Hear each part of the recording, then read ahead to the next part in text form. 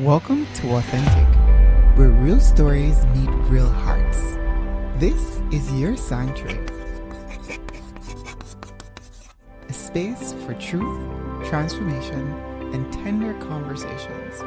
Here, we unmask the pressure to perform and lean into who we really are. Whether you're searching, healing, or rising, we see you.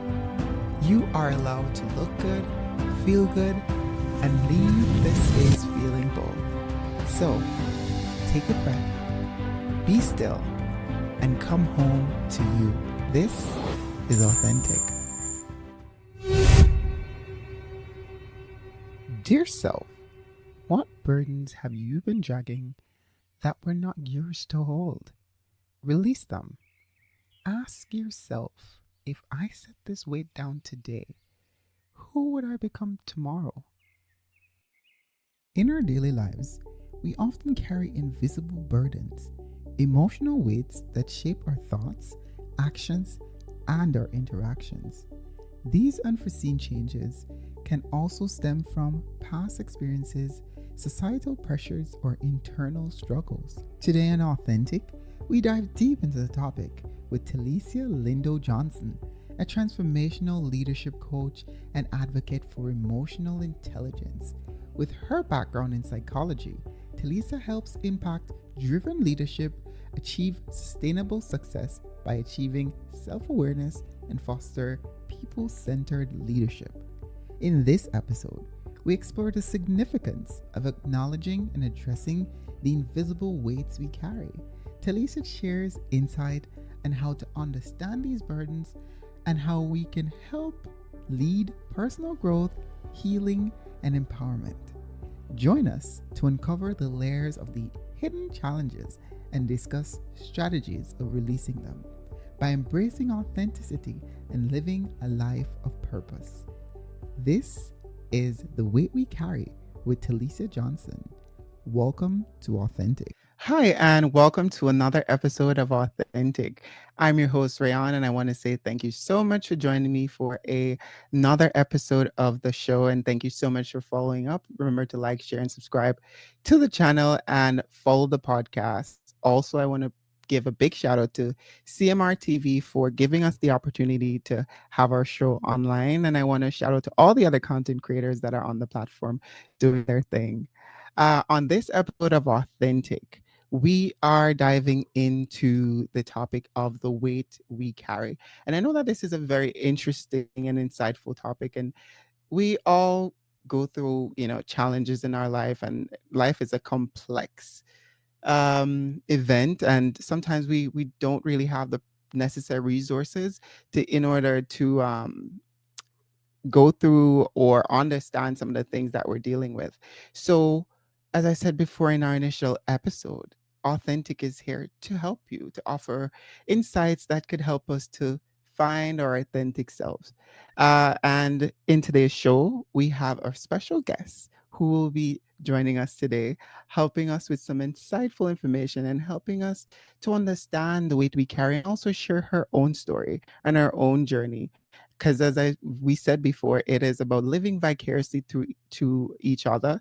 And in Jamaica, we would say each one teach one, and we're following the same dynamic.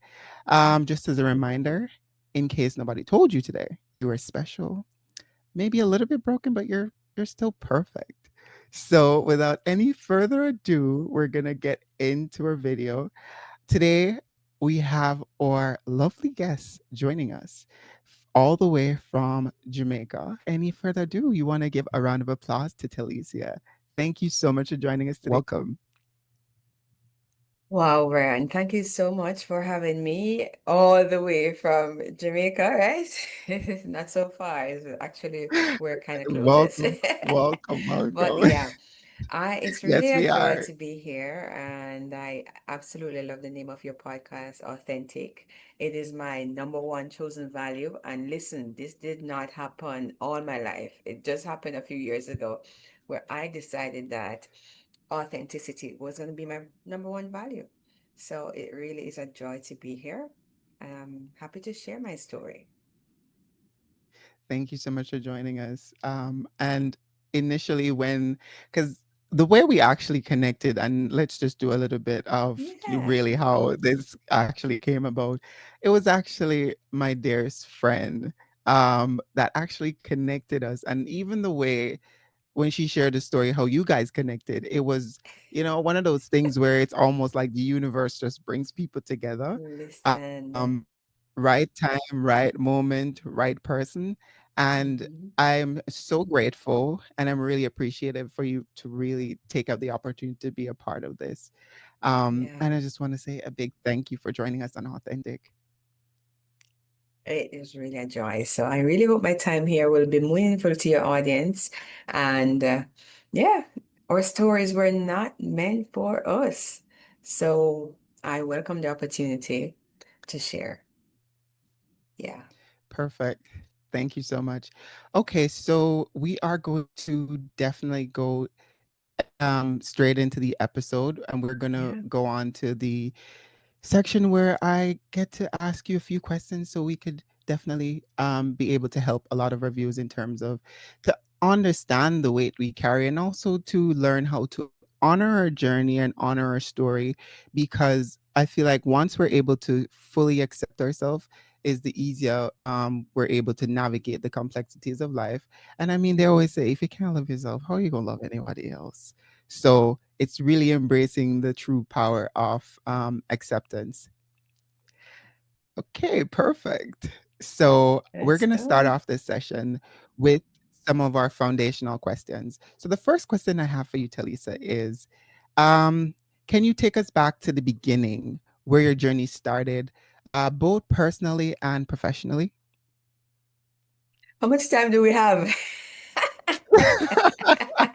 I know, right? 2043 this Yeah. year, it feels like a whole journey back, but let's just kind of keep it concise, right? So I'm a kid from rural Jamaica. I grew up in St. Mary in this little pocket of St. Mary, right? Richard Spence is Hmm. the name of the community. Very small community, kind of there in the map. And as a kid in rural Jamaica, a lot of things happen. A lot of things are part of my original story. And I recognize it's not even just being Jamaican, it's being Caribbean, really, because a lot of us Caribbean Hmm. folks are products of or experience migration at some point, or parents leave, or one That is parent correct. leaves behind. So as a very young kid, I remember knowing that my father migrated pretty early. So the story is that when I was 6 months, of course, I'd be clueless to that. So not having a father present in my life from a very early Hmm. stage, um, that did not stop me. I felt like there was a stage in my life that I saw myself being like this bold person. I remember having this picture where I was doing a pageant, and this was like me knowing my light. I was like fearless as a kid. I see that Yes. picture and I sense my energy of fearlessness when I look back at that picture. I was probably 4 or 5. And that fearlessness did not last.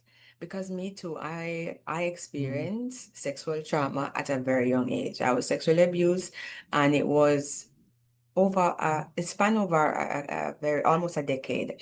And so when I remember being even a teenager and looking at that picture, I'm like, where is that girl? Because I felt like I'd Mm. lost her. The And at a young innocence. age, I knew that I was not that fearless person anymore, or I hid her for some reason. And so, yes, I'm a kid from rural Jamaica. I never felt like I lacked physical things. I didn't feel poor growing up. I didn't probably notice how poor I was until I probably started high school, right? In terms of recognizing the things I didn't have or couldn't get and all of that, just because in my mind I had abundance, right? We could live off the land. We had all the coconut trees, Correct. all fruit trees, Yes. red pepper, and things that grew. And, I felt like I was never hungry. And thank God for my mom. My grandma was really very hardworking, and my grandfather as well, which was my grandmother's husband, but not my paternal or maternal grandfather, but he definitely played a strong Hmm. role there. So that's a bit of my story. I lived through that abuse, and I know it covered the boldness and the fearlessness that I had as a child growing up, but I still pushed through. I still believe in working hard.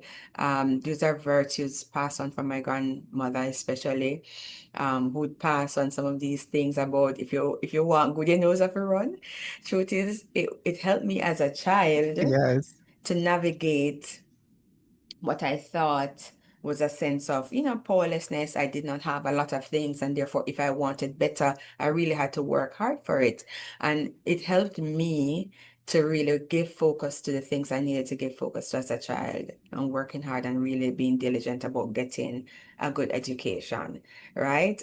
And now, as a 40-year-old, I'm undoing that limiting belief around how hard we have to work to get things, and trusting that there's enough of everything in the universe for all of us. But nonetheless, I see the value in some of those to help me have survive what was a difficult childhood, in a lot of the senses. And now I can say all of that is a part of my story. One, not having my father present in my life, I can see how it impacted me in relationships. My ability to trust and even just rely on certain connection, and even knowing how to nurture myself emotionally. Um, but it's a part of my story, and I've done a lot of work to navigate through that. I don't know how much farther you want me to go, but that's me growing up. You said from the beginning, right? That's really a critical part of From the my beginning. beginning. Yeah. Thank you so much for sharing. But just follow up after just listening to that. And Hmm. I honestly, a lot of us growing up in the Caribbean have similar stories, and we share the same Yes. similar sentiment. Yeah. But would you say you turn your pain into passion? And would you say that caused you to go down the route of becoming a coach or psychologist and helping others who might be struggling, or being able to empathize, because you know that there are consciously other people out there who've been through the same thing, and why not help each Yeah. other? Yeah, 100%, I believe, because the thing, I never spoke about my child abuse or my sexual abuse past until I was 30. Right? This was when I was doing my master's in psychology, and I had to do therapy before I could offer therapy to others. And so even before I got to that point of doing or pursuing this career, which is really a second career for me, um, already I was that person to listen. I was the confidant in the group. I was the one that people would find to share their stories with. And so a part of my woundedness or my pain as I was navigating that and living through it also attracted people who were experiencing pain in different ways, but they felt safe with me, felt safe enough to confide in me Mhm. with their stories, and to just have me express some amount of empathy for what they were going through. And yes, 100% I believe that by the time I realized, oh, psychology is what you were meant to do. I was already doing business in high school, like, right? Mhm. Who we had no career advisors back then. You're like, okay, what do I do? Kind of thing. Oh, I don't like this, I don't like this, but okay, let's figure it out. But I think it was naturally cultivated in terms of being that person who was able to offer compassion to other people, give a listening ear. And so, yes, absolutely. I think it requires people who are experiencing different pain to have that ability to be compassionate, to other people. Yeah. um, your story Mhm. definitely helped you to honor other people's story, because obviously you're able to put yourself in their shoes and be able to relate to them. And I think 100%.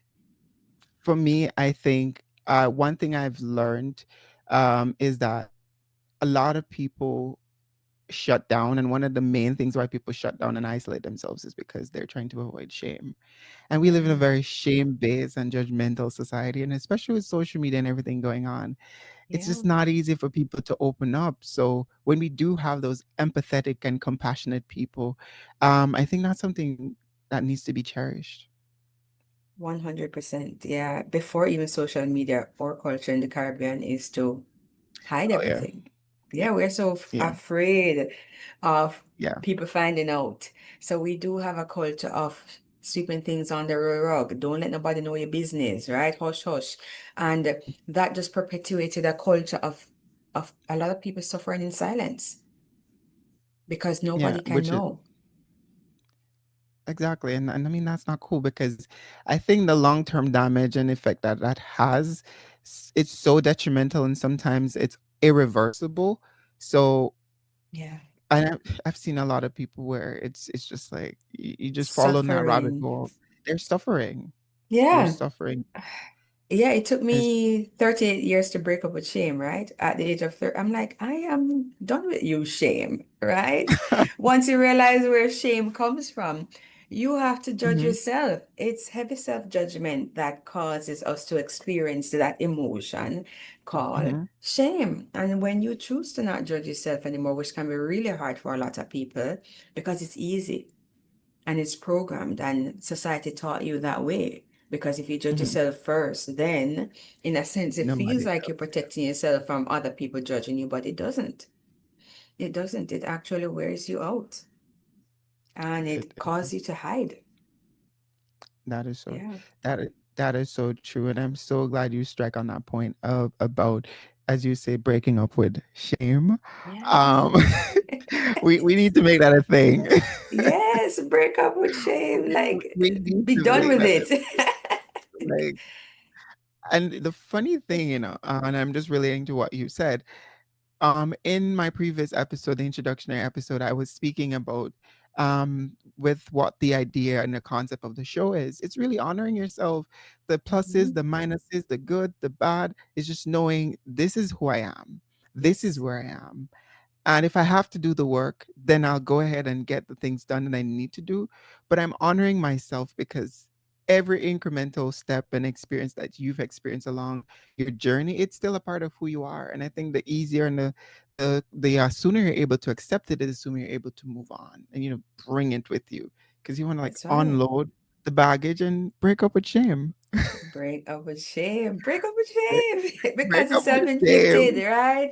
It is definitely self-inflicted, and we can do that. It is. And a part of it is that, I always teach even my clients the triple A method, when they want to Mhm. shift, because the who you choose to be, it's always in your power.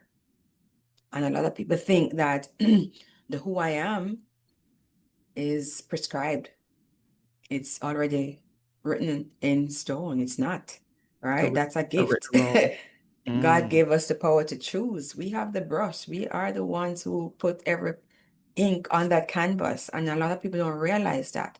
But it requires for you to accept who you are. You have to know. So the triple A is awareness, acceptance, and then action. And maybe we'll touch on that a little bit more later down, depending on the question, because that's already teaching strategy. But it really requires you to accept when you become aware of who you are, show who you are being, and that's going to be only in community. People will have to give you feedback.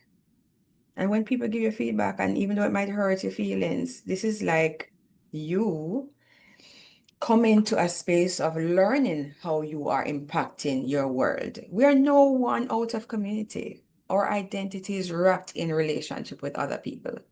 Other people mirror who we are because you have an idea of who you are, right? How do you know? That's how you're showing up. People have to tell you because you will have the I have to idea tell you. and the impact you're having is completely different. Unless people give you that feedback, you can't align your intention with how you want to show up to the impact Yes. you're having. And we own that. We own our intention and we own our impact. So when you have that aligned and you're like, this is who I want to be, this is who I am, and you claim that, Mm-hmm. then you show up being You're that. un- then you're unstoppable. So Yeah. you break up with shame, you get your triple A's, and you're set. You're on your journey. You're on your journey. Yes, yes, yes. You're on your journey to go. So Yeah. my next follow-up question is, in your opinion, what are some of the common invisible weight people carry both emotionally and mentally? I love that question. I love the word invisible in that question. I love invisible because I usually use this analogy with my clients, right? I'm like, listen, we all have this invisible bag filled with invisible stones, and we've been collecting these Mm-hmm. things, right? Oh my God, I don't think they love me. Oh my God, I always have to work for this to get seen or noticed. Oh, I think they prefer my sibling more than they prefer me. Oh my gosh, I'm not good at Mm-hmm. this thing, right? I'm so bad at writing. I'm so bad at math. And we start packing these things that are impacting our identity and are weighing us down, and we feel so heavy, right? And remember, listen, you look out. I mean, I know you may have audience that expand beyond the Caribbean, so they don't all get to see the turquoise blue ocean all the time, but Right. they're seeing another wonder. Even if you're looking at snow-covered mountains, that's amazing too. Like God is so creative. This y- that we get to Yes. experience is so amazing. And when we start packing these invisible things, we get so caught up with the weight that we're carrying that we don't get to look up and notice. And so some of the invisible mental weight that we carry are the stories that we tell ourselves about who we are, the limiting beliefs that Mm-hmm. were sometimes passed down to us by our parents or grandparents. And sometimes we don't even understand. I was in a dialogue with a group of women very recently, and it came about, we spoke about how men, we talk about women talking about men, of course, we can't not talk about men, but we Not spoke about really. how society has taught our young men not to show emotions. All right? Mm-hmm. It's a common thing. You can't cry, you can't express pain, you can't. But sometimes we judge that and we feel angry about it, or we have feelings about it, and we're like, how could they have done this to us? Why don't we teach our young men to express their emotions and not bottle things up? And so anger becomes the dominant thing when under the anger we have several other emotions being masked. But I offer them to say, listen, where is it coming from? Where is this coming from? And as Caribbean people, we have to recognize that our realities will be different, right? I was in a group with a group of psychologists, and we're all kind of saying we have to decolonize psychology because not every Mm. psychological theory will stand footing solely without the acknowledgement of what being a Caribbean national means. First, We yes. are, our ancestors were slaves. For Yeah. the majority of us were slaves, indentured workers, and for a very small portion, possibly slave owners, right? Because of the dynamic nature and the mix in the Caribbean. And we don't realize that when a slave man on the plantation Mm-hmm. cried, they were Mm. separated from their expressed emotions, show that Seen as weak. they love their child or their woman. When they were bonding with a family, Mm-hmm. it was ripped apart because they recognized the connection to family was their strength, and they will fight for that, and they can't stop them when they show up Yeah. bonding and caring for their family. So then, back then, the rule was do not show your emotions because your emotions would Mm. be used against you to have you lose what matters to you most, which is your family. Which is their family. And so that was real for them, and that's not real for us. But all we took was to not show you. Men, don't show you. Don't cry. What? Shut up, man. You're a girl. Right? Because the slave owners didn't care if women were crying. Their emotional did not. But when the A men woman. I became mean, yeah. emotional, they knew their control was at risk. Because that's when people would rebel. All the ones who ran to the mountains and became, the freedom Yeah, the fighters, maroons. yeah, they did it for their Mm-hmm. families. And so that thing that we pass on without understanding it is just a product of slavery, and we need to shelve that because that is no longer our reality. They fought so we could have family. They fought so that we wouldn't be ripped away from family. They fought so we can show emotions towards our families and people. And so we don't need to block that anymore, right? So when we talk about just understanding our heritage, sometimes we have to throw out some of those old things that are no longer serving us and recognize Mm-hmm. that we get to choose. We choose. Yeah. That is so true. And I mean, our ancestors had fought very hard and came a long way and bear the Yes. burden so that we Yes. could be free people these days. But I really Yeah. want to touch a little bit on that based on my personal experience. And I mean, I'm Jamaican too. I was growing in Jamaica, so I know Yes. all the stereotypical and man don't talk and go, but so you know what I mean. And I know all of Children that. must be seen and And not heard. not Yes. heard. And that's one of the craziest things that, growing up and becoming an adult and gaining that level of consciousness, it's almost like, what were these people saying to you? Like, what do you think the outcome was going to be? Because we're going to live in a society where it's just a lot of suppression, and a lot of people, tying to what you said, are hostage to their emotions because they really don't know how to express themselves. So it's a lot of suppression. But in my personal experience, I've heard all those things, and I've been through all those things. But one of the things why I'm like so grateful, and I want to tie it to the name of the show, which is called Authentic. Authentic for me is coming really from a place of triumphant, a place of saying, okay, y'all try to tell me this and that and what to do and what not to do. But in some ways, it's like an emancipation of who I became and the journey it took, because people don't understand how hard it is to get up every day. And I say it all the time, to choose to be kind, to choose to be empathetic, irregardless of what else is happening.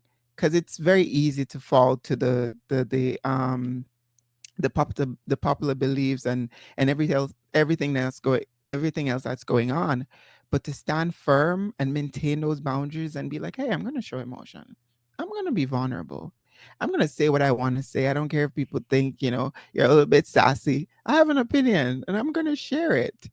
And I deserve to be treated with love and respect, and feel valued just like a valued member of society. Because I feel like once you're contributing to the collective, you should be entitled to those things. Yeah, I mean, it's our birthright. It is It, our birthright. We are here. Listen, we didn't have to be here, and we're here. Right? We are here. We're gifted with this opportunity to experience the wonders of God's creation, every aspect of it. And it is a gift. And sometimes we focus on the burden and the things that are not going right. And oh my gosh, how does that drain your energy? You don't get to choose kindness because you know what? It's very easy to stay in a state of misery and mm, frustration. Those energies are addictive and they spread. They're contagious because like energy attracts like energy. That's just the rule of it. but they say misery likes company, so I think that's where that came from. Misery likes company. Absolutely. Right? Because if Uh, you show up miserable to people, you yeah. attract who you are. mm, You attract who you are. I So 100%. sometimes when you find yourself looping in certain relationships and situations, it's only an opportunity for you to confront what about you Mhm. is attracting this, to face it, awareness, accept it, acceptance, and then choose differently. Action. Yeah. So let's not judge our circumstances, but really try to learn from it. And that's if it's not serving you, evolve out of it. You know what I mean? You heard it here first. Taking responsibility for your healing from our lovely guest, Miss Telecia. Telecia, I also want to bring it back to you in terms of if someone wants to reach out and be a part of your coaching sessions, be a part of your practice, how can people reach you? How would some of my listeners be able to connect with you? Okay. Well, you can follow me online on Instagram, LinkedIn, Telecia Lindo-Johnson. You can email me at Telecia at coachingthecore.com. That's TELECIA at coachingthecore.com. Or you can call at 876-577-9078. I look forward to hearing from you, either seeing you online or interacting with you at some point in time. So we have come to an end of our show. We had a very insightful discussion. I want to say, in case nobody told you today, you are special, you're beautiful, you are perfect, you're one of one, you're number one, you're the only one. Until next time, thank you so much for joining Authentic, and stay true, stay authentic. Until next time, goodbye. This episode of Authentic is proudly sponsored by T Signature Beauty and Barber Studio, where self-care meets purpose. We are excited to share their Gracefully Groomed program, offering free grooming and beauty services to two special groups, kids and teens ages 3 to 14 and our cherished elders. It's all about restoring confidence, dignity, with a touch of magic. One cut, one curl, one smile at a time. To learn more, follow T Signature Beauty on Facebook or reach out to them directly or contact me on Instagram. Thank you, T Signature Beauty, for giving back and for supporting Authentic. Remember, confidence begins with care, and kindness just makes it shine.